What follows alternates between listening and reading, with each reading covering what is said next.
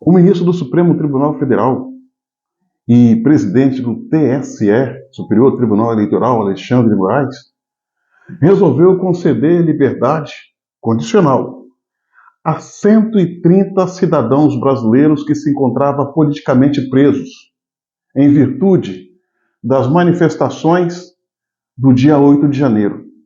Essas pessoas foram, de uma forma estranha, entregue pelo Exército à Polícia Federal, encarceradas, sem saber por que estavam, a maioria delas, sem saber por que estavam sendo presas, sem o devido direito da defesa. Fato é que o ministro Alexandre de Moraes resolveu conceder liberdade condicional a 130 delas. Vão responder os processos de liberdade, contudo vão ter que usar tornozeleira. Isso é fazer justiça, soltar essas pessoas? Não. É tentar abrandar uma injustiça que já vem sendo feita contra essas pessoas, a maioria delas. Todos sabemos que entre essas mais de 1.000 pessoas que se encontram presas, a maioria esmagadora sequer participou do evento que culminou com a invasão da sede dos três poderes. Na maioria são pessoas de idade, com comorbidade, que estavam nas suas barracas e cadeiras de praias, concentrados em frente ao QG. Mas foram presas e inicialmente classificadas como terroristas. 2 meses de prisão. 2 meses de prisão. Sem razão que justifique. Isso chama-se prisão política em massa. E para um país que se diz democrata, por pessoas que se diz, por esses poderes constituídos, que se diz brigar por defender a democracia, olha, senhoras e senhores, isso é um contrassenso. Para começar, numa democracia plena e verdadeira, não existe presos políticos. Se há presos políticos, não há democracia. Soltaram apenas 130 para usar a tornozeleira e responder em liberdade. O certo era liberar todos, inclusive aqueles que verdadeiramente têm culpa, para responder em liberdade, uma vez sendo julgado e condenado, aí sim pagar pelos seus atos. O certo era sequer esses cidadãos terem ido presos.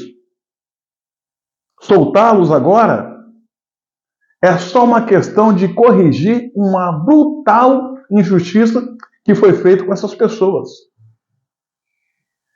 Mas não vai anular a arbitrariedade, o arrobo autoritário, o abuso de autoridade. Não vai. Não vai.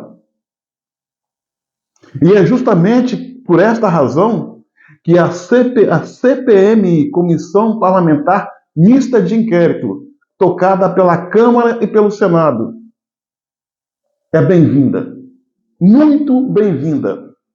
Porque ela vai saber quem pecou pela ação e quem pecou pela omissão.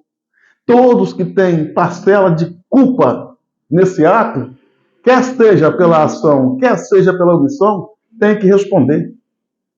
E não importa se essa pessoa usa tanga, toga, sunga ou terno.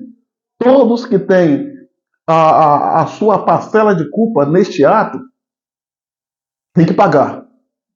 E aquelas pessoas que foram inocentes, presas, humilhadas, execradas, tratadas pela imprensa como terroristas, essas pessoas têm que ser postas em liberdade. A CPI tem que analisar caso a caso, e aqueles que são inocentes, que amargaram 2 meses de prisão de uma forma covarde pela justiça brasileira, tem que ser indenizado. Tem que ser reparado pelo dano que sofreram. E é por essa razão, repito, que a CPI, a CPMI, melhor dizendo, é muito bem-vinda. E eu tenho certeza absoluta que, há uma vez fazendo o trabalho sem paixão política, sem vingança, sem ódio, sem acerto de contas, sem rancor, tão somente com o objetivo de buscar a verdade, pelas evidências, pelos indícios, vai chegar no governo.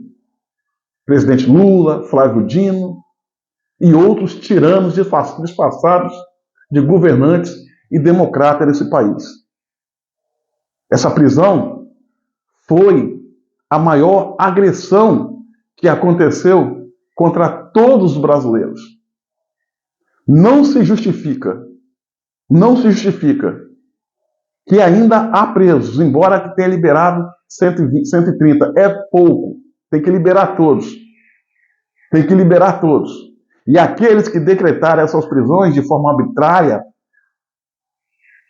sem levar em conta o ordenamento jurídico do nosso país, têm que responder. Independente de quem quer que seja. Repito, não importa se usa terno, se usa sunga, tanga ou toga. Tem que pagar pelos seus atos. Tem que pagar. Que seja bem-vindo à CPMI. Que busque a verdade. E que aqueles que têm culpa possam pagar pelos seus atos.